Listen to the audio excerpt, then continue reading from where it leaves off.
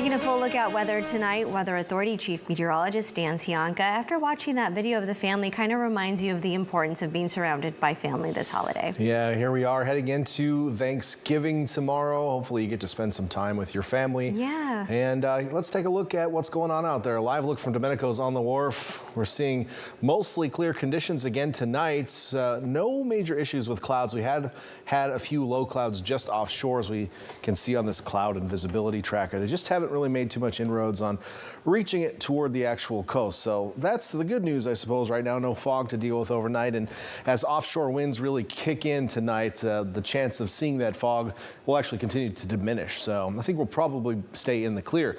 In the meantime, temperature's still fairly mild out there. We're in the 40s to around 50 degrees for most locations. It is a little chilly somewhere, or farther inland, I should say, in some of the valleys where the temperatures have been allowed to cool off. But right near the coast, not too bad out there this evening. It feels like a November evening, but it could be colder, I guess. It was earlier this week. Overnight tonight, temperatures will probably stay in the mid-50s with some of this offshore wind overnight tonight. If you live in the hills, you might not notice it getting all that cold, but it may stay breezy at times. If you're in a sheltered valley, it might still get a little bit cold by the time we wake up tomorrow morning. The bigger picture is showing high pressure building in, and the clockwise flow around it will really help initiate that easterly flow here across the central coast and into Southern California as well. There are some concerns down south for heightened fire danger. We don't have any alerts in place locally regarding fire, but the danger will be elevated a little bit, so please be careful, obviously, over these next couple days as the conditions remain dry. The only hazard officially on the books right now is a beach hazard statement that from the National Weather Service regarding the potential for sneaker waves or rip currents along the coast. It's not too uncommon to get these statements on holidays as there are more people headed toward the beaches, so just be careful near the water tomorrow. There is a long period northwesterly swell coming in, and we'll see an increased risk of those waves that sneak up on you. And of course, if you get knocked in the water, the height risk of rip currents could help pull you out to sea where you don't want to be. Water is cold this time of year. Our outlook for Thanksgiving, looking pretty great, really. Can't ask for too much more. Temperatures expected to be cool overnight, but not cold. Tomorrow, we will see wall-to-wall sunshine, and that's going to mean some warm temperatures. In fact, probably some of the warmest temperatures we've had over the last couple of weeks as the winds again shift onshore. So as we look at futurecast here, you're really not going to see much going on.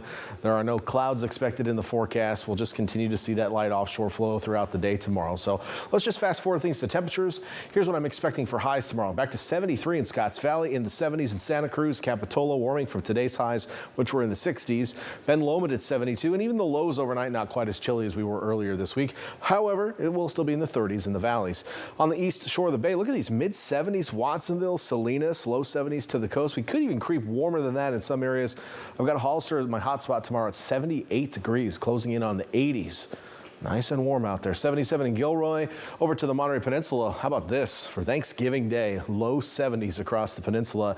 If you've got friends and family getting together in Minot, North Dakota to I'm from Montana, so we used to make fun of North Dakota all the time. If they're getting together in North Dakota, you should send them a picture of you just screenshot your weather app or me on just screenshot the screen right now with your phone. Just be like, hey, there's Dan, and look at all this. This is Thanksgiving here in California.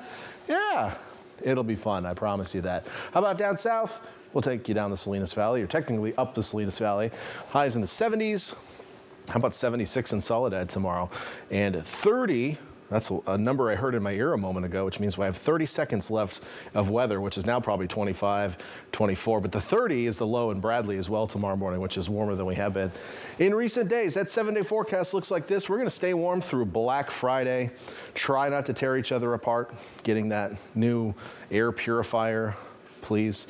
And then this weekend looking comfortable, but a little bit cooler, more seasonable. We're watching for rain chances by Monday. However, it's looking a little drier in the model, so we're not going to guarantee rain on Monday, but we're watching for it. Either way, next week expected to be cooler for sure. Inland areas also nice and warm for the next couple of days. I'm at -15 right now in my time, by the way. This weekend looking more seasonable. Early next week, rain chances. I better give it back to you guys before the hook comes out. Oh, she's really going to be mad now, because I was going to say I'm kind of tempted to do the Black Friday sales now if it's going to be that warm on that day. Right? Yeah, just don't hurt anybody, please, Veronica. We will not. We will be careful and respectful. Thank you, Dan.